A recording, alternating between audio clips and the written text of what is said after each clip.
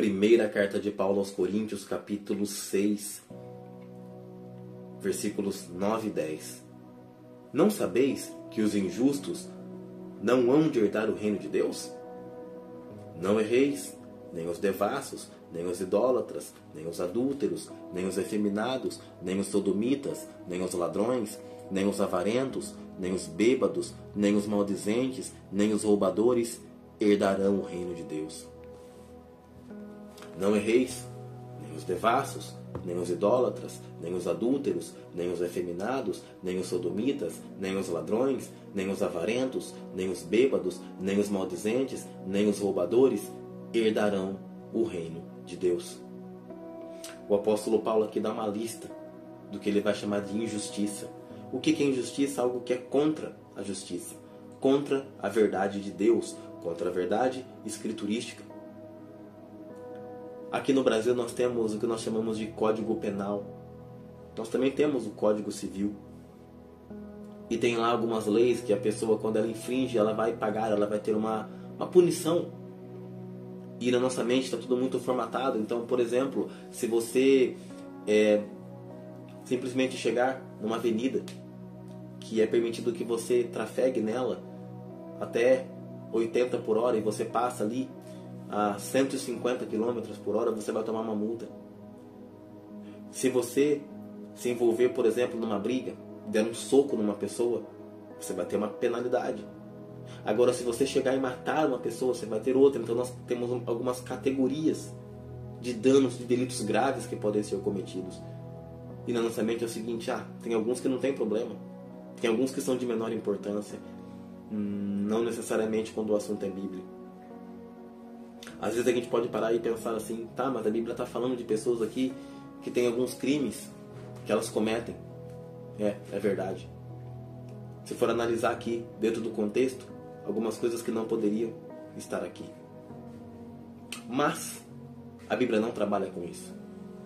Os roubadores, eles poderiam ser enquadrados no que nós chamamos de um artigo 157, mas tem outras coisas aqui que não é algo penal, algo criminal, mas também tem a ver com o pecado. E eu quero dar destaque aqui para algo que nós não paramos para pensar, mas que mexeu, que Deus tratou, Ele mexeu no meu coração, sobre a maledicência, os maldizentes. Eu me lembro que em determinado momento, em uma das Copas do Mundo, um amigo meu, ele chamou atenção para algo. Ele fez um comentário que não estava totalmente dirigido a mim, mas eu vesti, como a gente brinca na gíria, a carapuça serviu. Ele falou, olha, tem muitas pessoas que criticam o técnico da seleção brasileira. Desculpa a minha clareza, mas fala, seu burro, seu idiota, olha o que você fez. A seleção foi eliminada por causa de você. Eu posso ir além. Algumas pessoas que criticam jogadores, que criticam o juiz, e nós não nos deparamos que isso é maledicência. Isso é falar mal.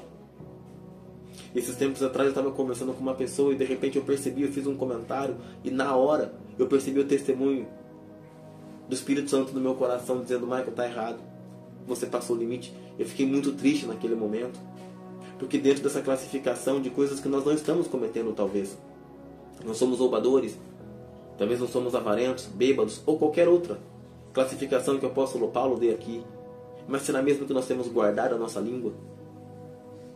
Eu me lembrei, enquanto pensava nisso, no que aconteceu lá atrás, nos tempos de Moisés, que Miriam, junto ali com Arão, ela começa a falar mal de Moisés, e a Bíblia diz que ela fica leprosa. Será que muitas vezes algumas áreas da nossa vida não está dando certo porque nós temos falado mal de pessoas? E eu vou dizer de pessoas mesmo, não só de autoridades e de líderes, também, e talvez aumenta a gravidade quando é assim, mas não deixa de ser grave quando nós falamos mal de uma pessoa que está no mesmo nível que a gente, ou que a gente até mesmo considere abaixo. É pecado do mesmo jeito. E o apóstolo Paulo classifica isso como injustiça e fala no final que pessoas que têm essa conduta, eles não vão herdar o reino dos céus. O buraco é mais embaixo. Nós classificamos, aquele é mais pecador, aquela pessoa é mais pecadora. Olha só o comportamento sexual daquele cara, tá fora. É contrário à palavra, é contrário à natureza. A gente mete o pau, vai para cima.